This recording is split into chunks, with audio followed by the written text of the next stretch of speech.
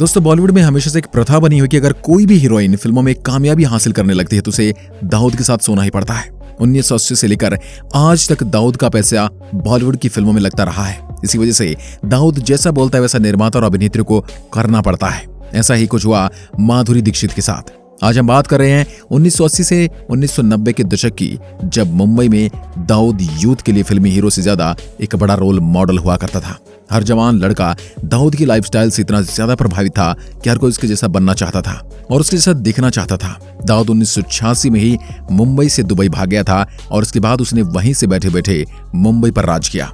दाऊद को फिल्में देखने का बहुत शौक था और कहा जाता है कि उसे जो एक्ट्रेस पसंद आती थी वह उसको अपने दरबार में दुबई बुला लेता था, और जो एक्ट्रेस दुबई जाने से मना करती थी दाऊद उसके करियर को वहीं से बैठे बैठे बर्बाद कर देता था।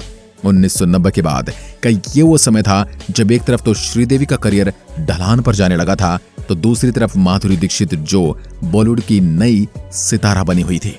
माधुरी ने तेजाब, राम लखन, प्रेम प्रतिज्ञा, इलाका, त्रिदेव और दिल जैसी फिल्मों से बॉलीवुड में आग लगा रखी थी। हर कोई माधुरी दीक्षित का दीवाना बना बैठा था। माधुरी की खूबसूरती और उसकी अदाएं उस जमाने में काफी छाई हुई थी। माधुरी भारत की धक धक गर्ल बन चुकी थी। जब पूरे भारत में माधुरी प्रसिद्ध अभिनेत्री हो चुकी थी तभी दाऊद की नजर माधुरी पर पड़ती है। दाऊद को माधुरी पसंद आई और उसने माधुरी को दुबई अपने घर पर बुलाया, लेकिन माधुरी उस समय सफलता के नशे में चूर थी।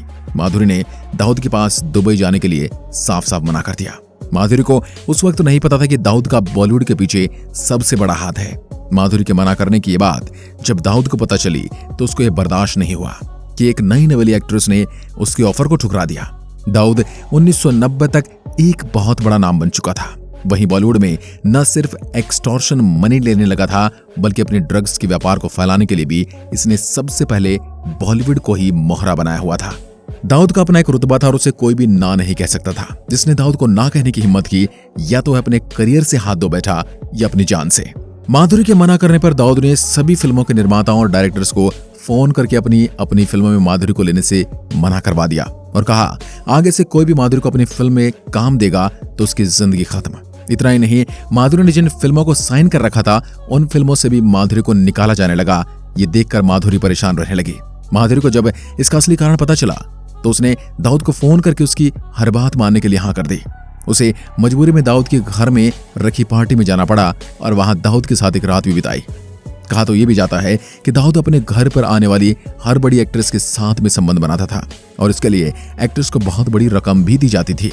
माधुरी इस बात को भले नहीं मानती हो पर उनका दिल, दिमाग और बॉलीवुड में हर कोई जानता है कि माधुरी ने दाऊद के साथ में रात गुजारी थी और तब जाकर उसका करियर पटरी पर लौटा था। उसके बाद माधुरी ने कई हिट फिल्में दी, लेकिन दाऊद का माधुरी पर इतना दिल आ गया कि आए दिन माधुरी को दाऊद के फोन करने पर दुबई की सैर करने जाना ही पड़ता था। इसके बाद माधुरी ने निश्चय किया था कि वे बॉलीवुड को छोड़ देंगे और बॉलीवुड से कहीं दूर या बाहर जाकर शादी करेंगे। जिसके बाद माधुरी ने डॉक्टर नैने से शादी की थी और बॉलीवुड को अलविदा कह दिया था।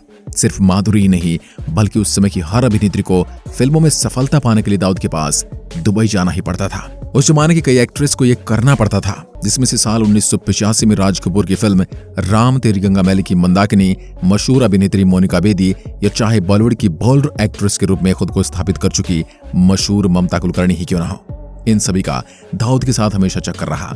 रिपोर्ट्स की माने तो ममता कुलकर्णी का नाम अंडरवर्ल्ड के सरगनाओं से जुड़ने लगा था।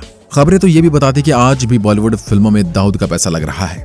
जैसा दाऊद चाहता है वैसा ही निर्माता और डायरेक्टर्स को करना पड़ता है, लेकिन आजकल दाऊद का किसी अभिनेत्री के साथ नाम नहीं आता।